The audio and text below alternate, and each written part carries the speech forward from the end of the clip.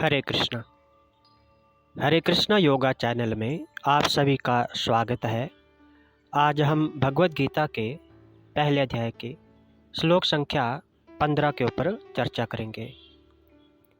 पिछले श्लोक 14 में हमने देखा कि भगवान श्री कृष्ण और अर्जुन एक बहुत बड़े रथ पर बैठे हैं और वे दिव्य शंख बजाते हैं। तो जैसे कि श्री कृष्ण और अर्जुन के शंखों को दिव्य कहा गया है, इस श्लोक संख्या 15 में बताया है कि उनके शंख कौन से हैं, कौन से शंख उन्होंने बजाए जिनको दिव्य कहा गया है। तो श्लोक संख्या 15 इस प्रकार से है। पांचजन्यम ऋषिकेशो देवदत्तं धनंजया पौंड्रम दधमौ महाशंखम भीमकर्म वृकोदरा।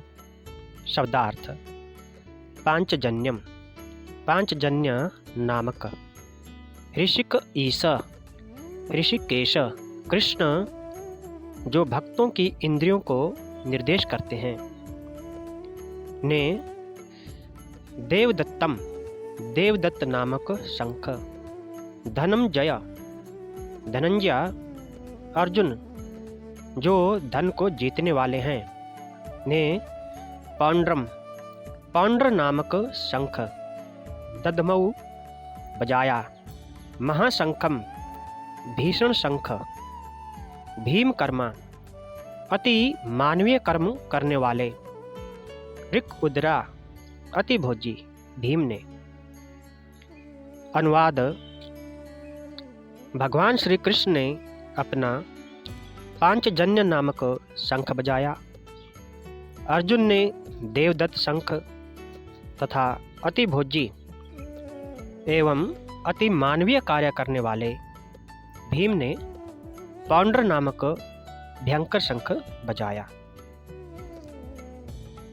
तो इस श्लोक के ऊपर हमारे आचार्य श्रील ऐसी भक्ति वेदांत स्वामी प्रभुपाद जी बहुत ही सुंदर व्याख्या देते हैं। उसके ऊपर चर्चा करने से पहले हम मंगलाचरण कर लेते हैं। ओम अज्ञानतिमिरन्धस्य ज्ञानाञ्जन शलाकया चक्षुर्मीलितं येन तस्मै श्रीगुरुवे नमः। श्रीचैतन्यमनोभीष्टं स्थापितं येन भूतले स्वयं रूप कदा मह्यं ददाति स्वपदान्तिकं।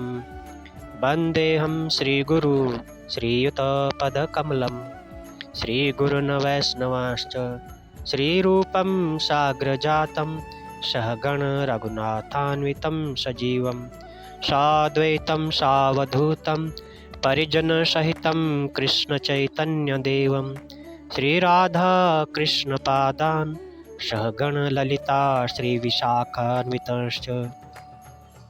हे कृष्ण करुणा सिंधु दीनबंधु जगत्पते गोपेश गोपिकाकांत राधाकांत नमस्तुते। तप्त कांचन गौरांगी राधे वृंदावनेश्वरी वृषभानुसुते देवी प्रणमामि हरिप्रिये। वाञ्छाकल्पतरुभ्यश्च कृपा सिन्धुभ्य एव च पतितानां पावनेभ्यो वैष्णवेभ्यो नमो नमः। जय श्री कृष्ण चैतन्य प्रभु नित्यानंद श्री अद्वैत गदाधर श्रीवासादि गौर भक्तवृंद। हरे कृष्ण कृष्ण कृष्ण हरे हरे, हरे राम राम राम हरे हरे। हरे कृष्ण। तो पिछले श्लोक में हमने देखा था, उसमें लिखा था महती स्यंदन स्थितय माधव पांडवश्चैव दिव्य शंखौ प्रदध्मतु। कि माधव भगवान कृष्ण और अर्जुन ने दिव्य शंख बजाए। तो इस श्लोक में भगवान श्री कृष्ण को ऋषिकेश कहा गया है, क्योंकि वे ही समस्त इंद्रियों के स्वामी हैं। ऋषिक इंद्रियों का नाम है, उनके स्वामी को ऋषिकेश कहते हैं तथा हर्ष, सुख और सुखमय ऐश्वर्य के निधान को ऋषिकेश कहते हैं। महाभारत में भी लिखा है अप्रमेयो ऋषिकेशा। अप्रमेय और ऋषिकेश ये श्री कृष्ण के नाम हैं। हर्षात सुखात सुख ऐश्वर्यात ऋषिकेशत्व अश्नुते। महाभारत उद्योग पर्व। ऋषि यानी हर्ष, क यानी सुख और ईश यानी सुखमय ऐश्वर्य से संपन्न होने के कारण श्री कृष्ण भगवान ऋषिकेश नाम धारण करते हैं। सर्वप्रथम रैभ्य ऋषि ने यह नाम मंत्र जपा है और इसको जपने से रैभ्य ऋषि को सत्य संकल्पता सिद्धि प्राप्त हुई है। यह मंत्र सत्य संकल्पता प्रद है। तो इस प्रकार भगवान श्री कृष्ण ही इंद्रियों के स्वामी हैं और वह सभी जीवों के हृदय में स्थित रहते हुए सभी को निर्देशित करते रहते हैं। जैसे कि भगवद गीता में कहा है, ईश्वर सर्वभूतानां हृदयेषु अर्जुन तिष्ठति भ्राम्यन् सर्वभूतानि यंत्र रूढ़ानि माया। भगवद गीता अध्याय 18 श्लोक संख्या 61। तो इस तरह से भगवान हर किसी के हृदय में स्थित रहते हुए सभी को निर्देशित करते रहते हैं। तो इस प्रकार इंद्रियों का स्वामी होने के कारण भगवान का एक नाम ऋषिकेश है। सारे जीव उनके भिन्नांश है, अतः जीवों की इंद्रियां भी उनकी इंद्रियों के अंश हैं। निर्विशेषवादी जीवों की इंद्रियों का कारण बताने में असमर्थ हैं, इसलिए वे जीवों को इंद्रिय रहित या निर्विशेष कहने के लिए उत्सुक रहते हैं। भगवान समस्त जीवों के हृदयों में स्थित होकर उनकी इंद्रियों का निर्देशन करते हैं, किंतु वे इस तरह निर्देशन करते हैं कि जीव उनकी शरण ग्रहण कर लें और विशुद्ध भक्त की इंद्रियों का तो भगवान प्रत्यक्ष निर्देशन करते हैं। यहाँ कुरुक्षेत्र की युद्ध भूमि में भगवान श्री कृष्ण अर्जुन की दिव्य इंद्रियों का निर्देशन करते हैं, इसलिए उनको ऋषिकेश कहा गया है। भगवान के विभिन्न कार्यों के अनुसार उनके भिन्न भिन्न नाम हैं। जैसे कि उनका एक नाम मधुसूदन है, क्योंकि भगवान ने मधु नाम के असुर को मारा था और वे गौओं तथा इंद्रियों को आनंद देने के कारण गोविंद कहलाते हैं। वसुदेव के पुत्र होने के कारण इनका नाम वासुदेव है। देवकी को माता के रूप में स्वीकार करने के कारण इनका नाम देवकी नंदन है। वृंदावन में यशोदा के साथ बाल लीलाएं करने के ये यशोदा नंदन है और अपने मित्र अर्जुन का सारथी बनने के कारण पार्थ सारथी है। इसी प्रकार उनका एक नाम ऋषिकेश है, क्योंकि उन्होंने कुरुक्षेत्र के युद्ध स्थल में अर्जुन का निर्देशन किया है। इस श्लोक में भगवान के शंख को पांचजन्य कहा है, तो भगवान श्री कृष्ण को यह पांचजन्य शंख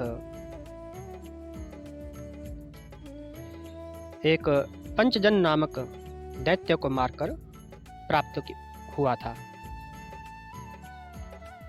श्री कृष्ण जब गुरुकुल में अपनी शिक्षा समाप्त करके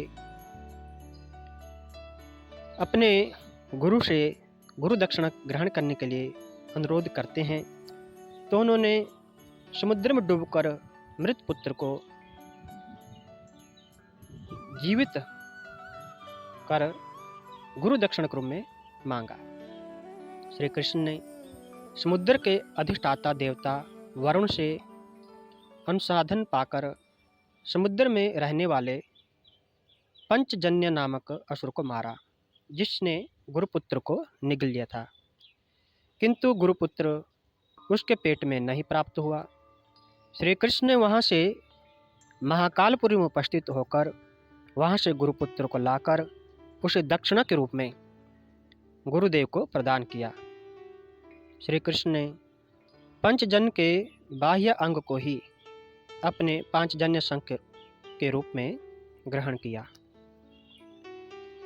तो असुर के नाम पंचजन्य होने के कारण ही शंख का नाम पांचजन्य हुआ है। इस श्लोक में अर्जुन को धनंजय कहा गया है, क्योंकि जब इनके बड़े भाई को विभिन्न यज्ञ संपन्न करने के लिए धन की आवश्यकता हुई थी, तो उसे प्राप्त करने में अर्जुन ने सहायता की थी। अर्जुन के शंख को यहाँ पर देवदत्त कहा गया है। देवदत्त नामक शंख मयासुर ने अपने प्राण संकट से मुक्त हो प्रसन्न होकर अर्जुन को प्रदान किया, जो वरुण देव का था। इसके विषय में लिखा है, गदाम च भीमसेनाय प्रवरम प्रददौ तदा देवदत्तम च अर्जुनाय शंख प्रवरम उत्तमम। महाभारत सभा पर्व। उसने अर्थात मयासुर ने उस समय वह श्रेष्ठ गदा भीमसेन को और देवदत्त नामक उत्तम शंख अर्जुन को भेंट कर दिया। यस्य शंखस्य नादेन भूतानि प्रचकंपिरे। उस शंख की आवाज सुनकर समस्त प्राणी कांप उठते थे। इसके अतिरिक्त महाभारत के वन पर्व में कहा गया है कि निवात कवच आदि दैत्यों के साथ युद्ध करते समय इंद्र ने अर्जुन को देवदत्त नामक शंख दिया था। इस श्लोक में भीम को भीमकर्मा और वृकोदर शब्दों से संबोधित किया है।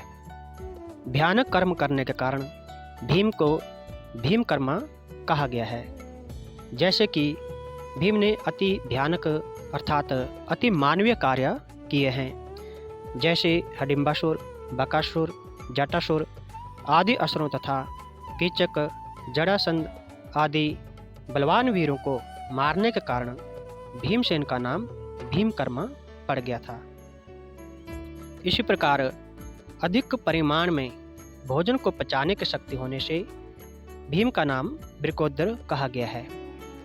जैसा कि महाभारत में भी लिखा है, ना ही सोअस्ति पुमान लोके य संक्रुद्धम वृकोदरम द्रष्टुम अति उग्र कर्माणम विषहेत नर ऋषभम।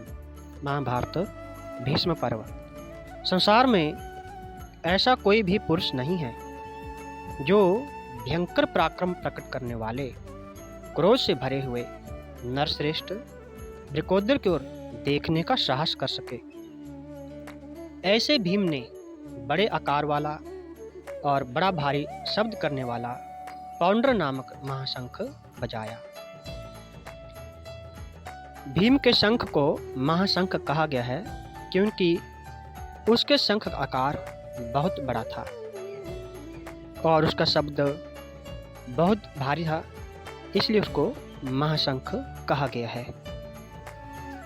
इस प्रकार हम देखते हैं कि पांडवों के पक्ष में श्री कृष्ण इत्यादि विभिन्न व्यक्तियों द्वारा विशेष प्रकार के शंखों का बजाया जाना युद्ध करने वाले सैनिकों के लिए अत्यंत ही प्रेरणाप्रद था। विपक्ष में अर्थात कौरवों के पक्ष में ऐसा कुछ नहीं था। ना तो परम निर्देशक भगवान श्री कृष्ण थे, ना ही भाग्य की देवी श्री वहाँ थी। अतः युद्ध में उनकी पराजय पूर्व निश्चित थी। शंखों की ध्वनि मानो यही संदेश दे रही है। तो इस प्रकार हम देखते हैं कि पांडवों के द्वारा दिव्य शंखों को बजाया जाना इस बात का संकेत है कि श्री विजय पांडवों की ही होगी। अगले श्लोकों में हम देखेंगे कि अन्य पांडव तथा अन्य पांडव पक्ष के वीर भी अपने अपने शंखों को बजाते हैं। इस श्लोक के ऊपर चर्चा को हम यहीं पर विराम देते हैं। अगले श्लोकों के ऊपर चर्चा हम अगले सत्र में करेंगे। तब तक आप सभी को हरे कृष्णा।